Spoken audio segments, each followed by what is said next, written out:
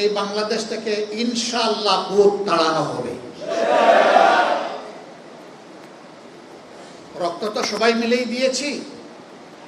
আমরা জুলাই এই অর্জনকে নিজেদের দলীয় অর্জন হিসাবে কখনো দাবি করে নাই এবং করব না।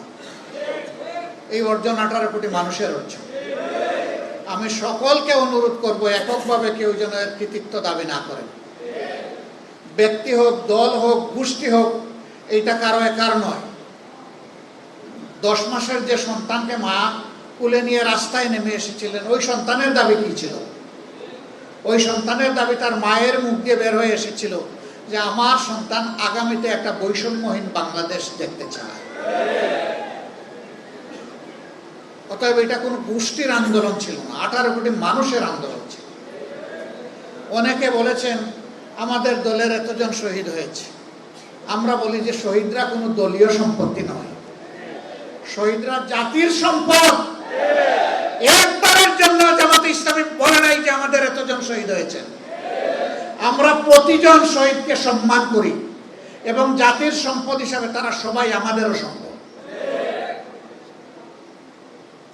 আহত পঙ্গু যারা হয়েছেন তারা এখনো কষ্টে কাতরাচ্ছেন।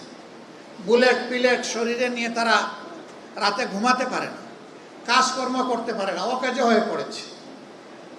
তাদেরকে যেভাবে স্বীকৃতি এবং সম্মান দেখানো উচিত সেটা দেখানো হচ্ছে না। আমরা পরিষ্কারভাবে দাবি জানাই, অবশ্যই জুলাইয়ের শহীদ এবং জুলাই যোদ্ধাদেরকে তাদের প্রাপ্য সম্মান দিতে হবে। যদি তাদেরকে তাদের প্রাপ্য সম্মান দেওয়া হয় তাহলে মায়েদের গর্ভে আরো বেশি বেশি করে বীর জন্ম নেবে ইনশাআল্লাহ। আর যে জাতির মায়েরা বীর সন্তান জন্ম দেবে সেই জাতি বিশ্বের কোনো দানবের কাছে মাথা নত করবে না। আমরা কোনো আধিপত্যবাদের কাছে মাথা নত করব না। অনেকে আমাদেরকে পার্টি নন গ্রাটা, মানে তাদের দেশে এই পার্টিকে তারা বরণ করবে না বলে ঘোষণা দিয়েছে। আমরা এগুলা কেয়ার করি না। আল্লাহ তাআলা বাংলাদেশে জন্ম দিয়েছেন, এই বাংলাদেশের লাভ ক্ষতি হচ্ছে আমাদের লাভ ক্ষতি।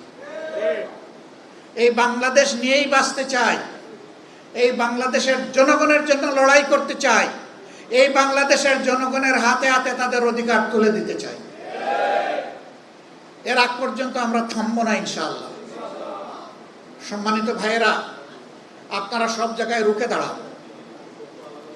আপনি রুখে দাঁড়ালেই আপনি বাংলাদেশ, আপনি মাথা নত করলেই একদম সর্বনাশ। এই হারা যাবে না, জিততে হবে ইনশাআল্লাহ। অশুভ শক্তির বিরুদ্ধে বুক টান করে লড়েই জিতবো ইনশাআল্লাহ। এবং এদেশের মানুষের অধিকার আমরা ছিনিয়ে আনবো। ধানাই পানাই করা হচ্ছে গণভোটের রায় নিয়ে, আমাদের স্পষ্ট কথা, এই রায় মানতে হবে। 70% জনগণ রায় দিয়েছে। যদি গণতন্ত্রে বিশ্বাস করেন এবং নিজেদেরকে গণতন্ত্রের দল এবং সরকার মনে করেন তাহলে 70% মানুষের রায় অবশ্যই মানতে হবে। এই রায় অস্বীকার করার মানে হচ্ছে জনগণকে অপমান করা। জনগণের অপমান আমরা বরদাস্ত করব না। আমরা কথা দিয়েছি লড়ে যাব ইনশাআল্লাহ, আমরা কথা দিয়েছি বিজয়ী হব।